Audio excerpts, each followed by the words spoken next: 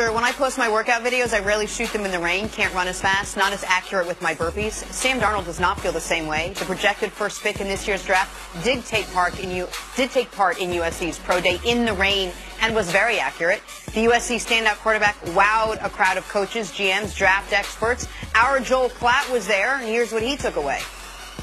He had one of the most, I would say, best pro days I've seen in a long time. Coming away from today, and this is the earliest I've said this in this process, the New York Giants are on the clock, because I think the #1 pick was totally solidified today. Ooh. CeCe, how hard will it be for Sam Darnold to now live up to the hype? There's a lot of hype surrounding him now. Well, any of the players that's drafted first, regardless if it's a quarterback, regardless if it's a defensive end, if you are in that position in the league, they're saying you're the best prospect for pro football. So you're always under. You get the biggest contract and, yes, typically the biggest expectations. Sam Darnold, I believe, is the best he's the safest of all the quarterbacks. I believe with his work, I believe him throwing the ball, his ability to be able to be accurate with the football, to be able to make the right decisions with the football. I believe he is a superstar in the NFL. But living up to the hype, I believe a lot of that has to do with the Cleveland Browns. You know, what else are they going to do? Now, they've helped him out. He's done his part. Josh Gordon is there. All right? Jarvis Landry has been traded for. Do they end up getting Barkley with #4? Because for me, if they do that, he's going to be able to live up to the hype. I know how important it is to get supported as a quarterback, let alone the quarterback for the Cleveland Browns. They are looking for someone to take the steering wheel and turn the history of this franchise around. I believe Sam Darnold is that guy, but it is still, that first pick is important, but that fourth pick is just as important because you got to put some weapons around the kid so that he can flourish in the NFL, because I believe Sam Darnold is going to flourish. But every year we go through all these prospects, and we act like these guys can't miss. Like 3 or 4 of these guys will be top 10 quarterbacks in 3 or 4 years. I believe Sam will be a star, but I believe there's a star in every crop of quarterbacks, and also there is a bust. If you look at the last couple of years that we've seen, look at last year's draft. Who did we have? Deshaun Watson. All right. Now, I believe the jury's still out on Trubisky. I believe he's going to be a quality starter.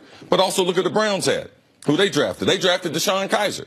He threw 20 interceptions as a rookie. Now, people were saying great things about him a year ago. So let's just be careful in analyzing these quarterbacks to realize that it's hard being a quarterback in the league. It's hard living up to the expectations. I do believe Sam will live up to the expectations of being the #1 pick, but there will be at least 1 or 2 busts of those 4 or 5 quarterbacks that are ranked the top ones, John. And even let's disregard the bust for a moment and talk about the quarterbacks that work out. You said something really interesting to me the other day when we were talking about these quarterbacks.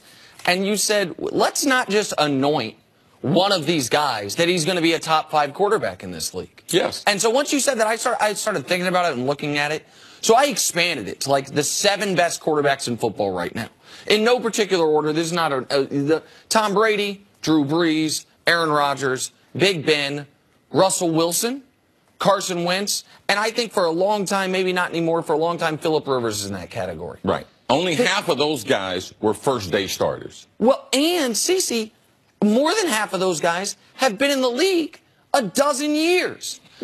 So it's not, when we say get in the top 5, you got to keep in mind, Brady's been in there for 12 years. Yes. Breeze has been in there for 10 years. Rodgers been in there for close to 10. Big Ben's been in there for close to 10. Carson Wentz is the only new guy. Russell Wilson's going into year 7. And what's the point? That it's going to take a long time for us, the jury's out?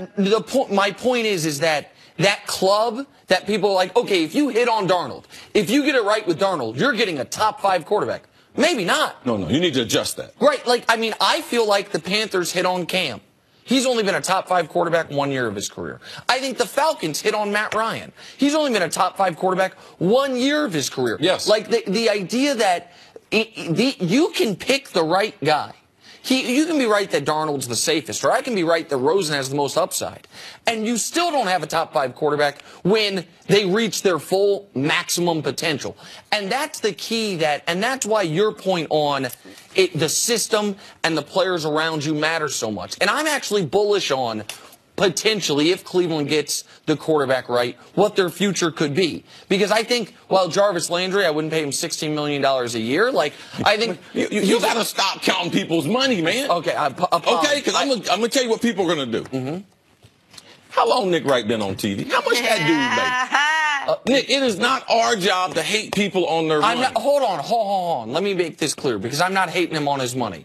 The comparison to what I make in this television show is a little different, because we don't have a hard cap system. Like, the only reason I bring it up is because I think it's hard to evaluate whether or not a player is going to be the production of the percentage of the cap. I don't begrudge anyone making their money. I hope everyone makes a ton of money. But so disregard the money thing. We can discuss that further. Yeah, my point is, I'm going to remove that from your critique. The on-the-field edition of Jarvis Landry, I think, is good. Josh Gordon, if he can continue staying on the right path. Sashi Brown got the Browns a boatload of future draft picks.